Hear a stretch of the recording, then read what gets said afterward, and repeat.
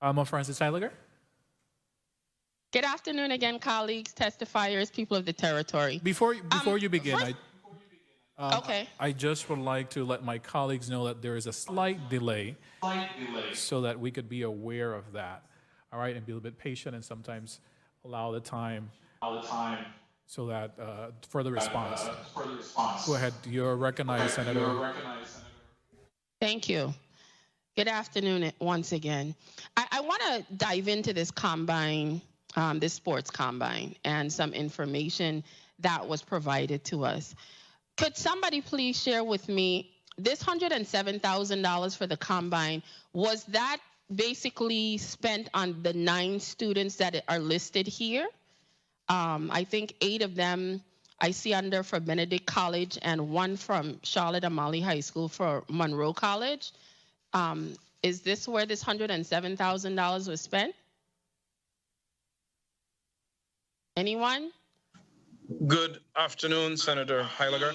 The $107,000 and the $107,307.48 that was spent on all of the necessary items for the combine. It was not spent on the 9 students that got scholarships, but for the entirety of this program, this is the total cost. So all 78 students that participated, this is what that money was spent on, the participation of the 78 students in the combine. Listen to me, sir, I have a lot of questions. So we're gonna have to stick to just quick answers today because I have like 50 questions because y'all have my, you came in peace, but I'm trying to get a peace of mind, okay?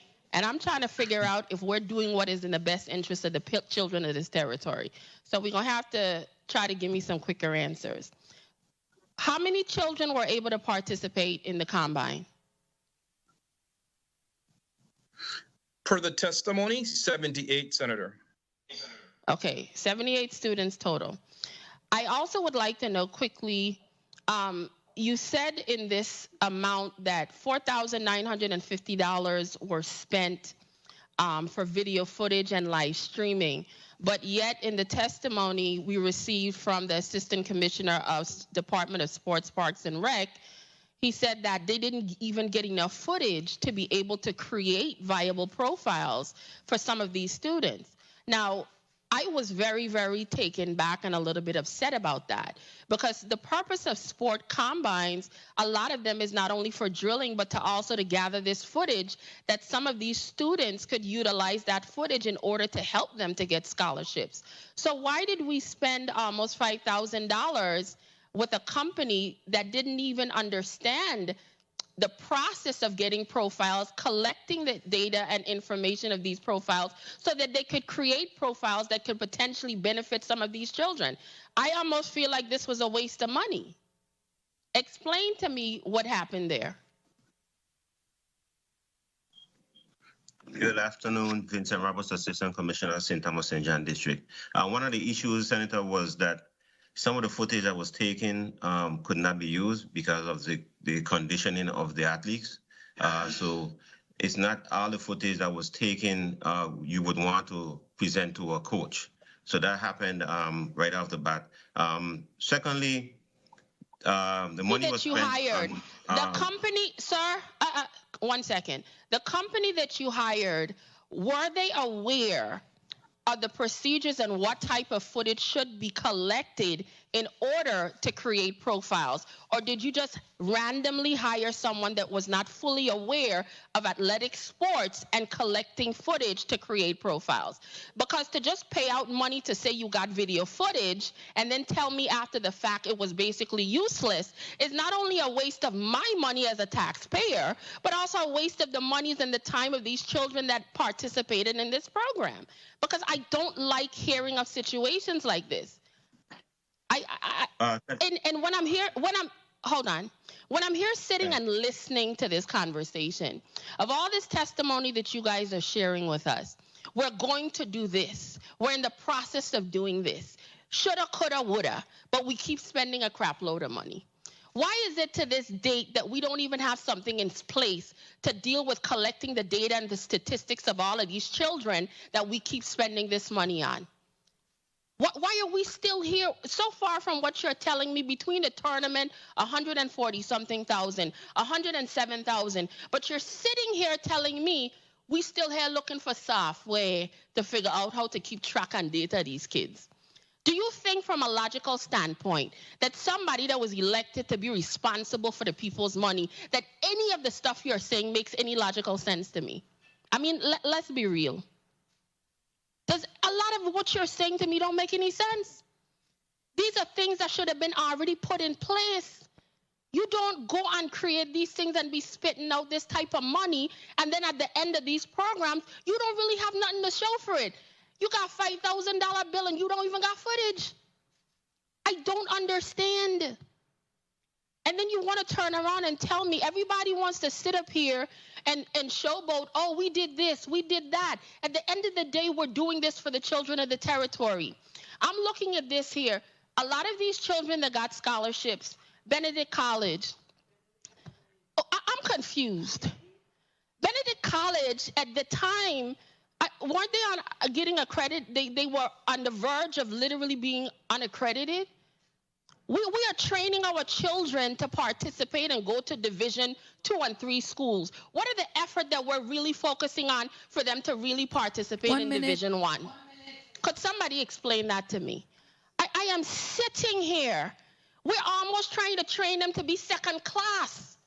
I am not into this. And all the monies that we keep spending and putting in. And y'all don't have no data for these kids. No video footage. No this, no that. And I'm supposed to sit here and co-sign the kind of madness I'm here listening to y'all tell me today. 30 seconds. I am not down for this. If you are, all of you are charged with trying to make sure that the children of these territories have opportunities. And it's nice when you come before me with all of these fancy reports, but I want to see results. I want to hear the benefits. I want to see the documentation as to how it's going to benefit these children, some of them to get the necessary scholarships. Monroe School is what, a Division 3? Explain to me. We're training our kids for second class. Why are we not putting in money to really help them to get into Division 1 schools? And all of these scholarships. One college that barely come out of probation. What is happening here? Stop coming in this legislature giving me a 6 for 8. I can't even say a 6 for 9 because they almost look the same. Stop it. I want the best for my students. I want the best for the people of this territory. All this fancy conversation, but I'm not seeing the end result of it. I am not happy about it. I heard my time was called. Thank you. Senator. Again, I come in peace. But I want to ask a question quickly. When it came to the tournament, what exactly did the students get out of it, even with the combine? What exactly, as it relates to potential recruitment and their portfolios, did they benefit from participating? Anything tangible that they can show for their participation in either the combine or the tournaments? I would defer to Director Calendar here. Thank you. Good afternoon. The purpose of the Honoring a Legend tournament was to get the students back out playing. The purpose of the combine was more to get them out to start training, because the combine was the first of any activity that they actually did in about a year. So I think Senator Sarro was talking about the fact that they were out of shape. Well, considering the fact that they didn't play any sport over the past 7, 8, that is 9 months. That is not the direction I was going into, but thank you so much for your thought process. And I want to ask excuse you a me, question. Yes. Senator Francis Yes. Heyliger, I would just like to advise Director Callender that when addressing the senator, ensure that he mentions Senator Sarro. Thank you. Okay. I wanted to ask, at what point did the 1 light minute. bulb go off? Okay. Do I get additional time for that brief interruption? Senator I am Francis savoring Heyliger. every minute of my 3 minutes. Yes, go ahead. Thank you. At what point did the light bulb go off in the Department of Education that they needed to start tracking our athletes in regards to collecting data and potentially inputting information, utilizing software? Because from a technical standpoint, from someone that deals with computers and technology and know the advent of all the information and data processing software that has been available in the 21st century, at what point 30 did the light seconds. bulb go off in you guys' head to say that now in 2021 is when this stuff needs to be done? Senator, if I may, respectfully, I don't think the light bulb was ever turned off. I think the light bulb was always on. Certainly, and I'm not making excuses. Stay on. We didn't, You just let the light stay on and just burn and burn and burn, and nobody did anything. That's not true, Senator. That's not true. That's what I'm trying to ascertain, because the entire testimony that I'm hearing today is everything that you're going to do. It's not done. So if the light bulb was already on, I'm trying to understand why some of these things were not done 5, 10, 15 years ago when technology like this and software like this existed.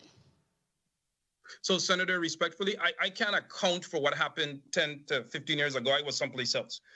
Since coming on board, we have the coaches program where coaches are certified. That's been happening for several years. That's not something new. That's been happening for several years.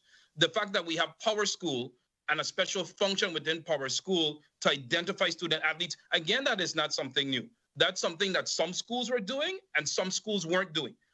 The Division of Sports Analytics is now saying that has to be done across the board. That has to be something that is universal and not just at Cankrine School or at the Richard School, but every school that has sports programs needs to begin to identify those students within Power School. So that's not something, again, that is new. That's something that has existed. It hasn't been taken advantage of. Basically, what you're saying, there was no collaboration across the board when it came to the importance of identifying when it came to our student athletes, but it was just done periodically or individually depending on who might have run a particular school, as opposed to it being a standard policy across throughout the Department of Education. Is that what you're saying? And exactly, and that is where the Division of Sports Analytics now comes in as a state agency that is required for policy and monitoring policy. That is where we now come in to say, look, everybody got to do this. So basically, we dropped the ball and we're now trying to clean up the mess. I would disagree with that, Senator. I don't think that the ball wasn't dropped. See, the reason why I am asking these questions is because as a senator, a lot of things that I'm hearing today confuses me. I'm hearing coulda, woulda, shoulda, and that's all I keep hearing. Today marks 5 months since I got elected to office. And I can honestly sit here and the continuous tone and the continuous message that I'm hearing from many testifiers is I wasn't here. So why take on a job that you didn't even bother to know what your predecessor was doing or not doing? Because it's an easy way to say that it wasn't my responsibility. I can't account for other people. The point is, some of you are in these positions now. These are the issues that are happening now. These are the things that need to be fixed now. And granted, I'm going to appreciate whatever efforts is happening now. But in order for me to quantify what the mistakes were so that they don't happen again, I need to know why certain decisions were not made. And even as a leader or someone in charge of these divisions, I would want to hope that you and others would want to know why it wasn't done to make sure we do not repeat history. We have a habit in this territory of when people leave positions, guess what? Their ideas and their plans leave with them. Or if a new administration comes in and they might not like this person or that person, those plans and ideas go through the window like they never happened. I am trying to understand, is there a way or a handbook that is left behind that is passed on? And I'm just saying this figuratively, if one doesn't exist, so that people could continue the work to make sure that our children are not shortchanged based on politics and personalities. That is my concern here today. And you could answer the senator on my time, acting commissioner. Thank you, Senator Francis Heyliger.